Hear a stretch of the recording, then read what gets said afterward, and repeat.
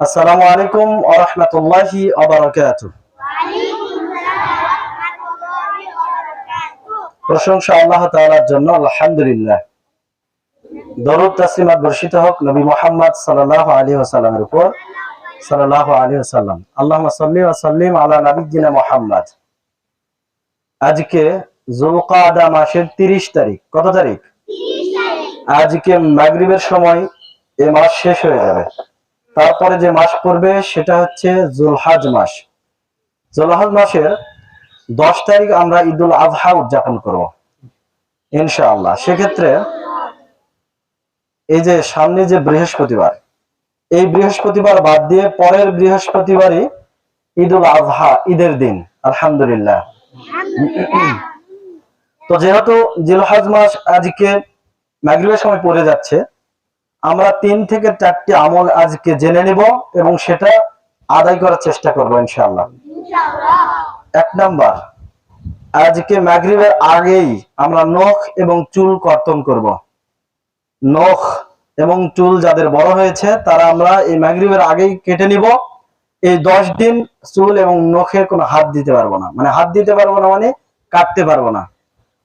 ঈদুল আযহা বৃহস্পতিবার ঈদের সালাত আদায়ের পরে নখ এবং চুল কাটবো। রাসূলুল্লাহ সাল্লাল্লাহু আলাইহি ওয়াসাল্লাম বলেছেন যে আল্লাহ তাআলা কুরবানি করার নেকি দান করবেন ইনশাআল্লাহ। সুবহানাল্লাহ।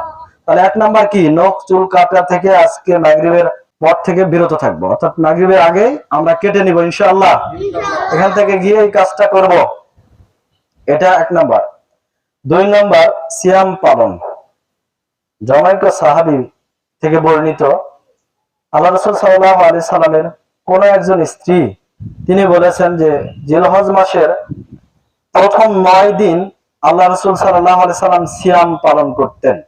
একাধারে 9টা সিয়াম পালন করা যাবে, অর্থাৎ আগামীকাল থেকে শুরু করে নিয়ে একেবারে পরের ঈদের আগ পর্যন্ত, ওই বুধবার পর্যন্ত এই 9টা সিয়াম কে চাইলে রাখতে পারে।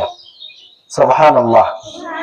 আমরা যারা বড় আছি তারা রাখার চেষ্টা করবো। আর অভিভাবিকারা যারা আছেন বিগত দিনে কোনোদিনই 9টা সিয়াম পালন করেননি, আজকে শক্ত নিয়ত করুন, আল্লাহ তৌফিক দান করবেন ইনশাআল্লাহ।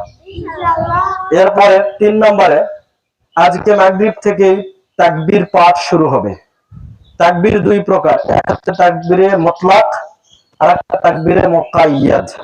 তাকবীরে মুতলাক যেটা সাধারণ তাকবীর, সেটা আজকে মাগরিব থেকে শুরু হয়ে যাবে। আমরা বেশি বেশি তাকবীর দেব, আল্লাহু আকবার, আল্লাহু আকবার, লা ইলাহা ইল্লাল্লাহ, আল্লাহু আকবার, আল্লাহু আকবার, ওয়ালিল্লাহিল হামদ বলে বেশি বেশি পড়বো। আজকে মাগরিব থেকে শুরু হবে, ঠিক আছে? এটা উচ্চ আওয়াজে হবে। আয়ান যেখানে যাবেন জোরে জোরে তাকবীর দিবেন, ঠিক আছে? আমরা চেষ্টা করব বাজারে গেলেও শরম না করে তাকবীর দেওয়ার। মহিলারা, মেয়েরা মনে মনে চুপে চুপে দিবে, আর ছেলেরা দিবে, ঠিক আছে ইনশাআল্লাহ। আচ্ছা, তাহলে 3 নাম্বার গেল না। 4 নম্বরে, আমরা জানি হাজিরা এখন কাবা ঘরে চলে গেছে, অলরেডি মক্কা চলে গেছে হজ করার জন্য। তো হজের দিন হচ্ছে 9 জিলহজ, আরাফার দিবস।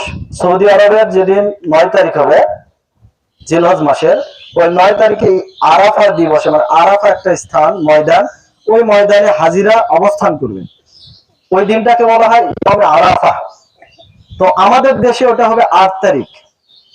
ওটা হবে আমাদের দেশের 8 তারিখ মঙ্গলবার। এই মঙ্গলবার বাদ দিয়ে, কালকের এই মঙ্গলবার বাদ দিয়ে পরের মঙ্গলবার হবে ইয়াউমে আরাফা।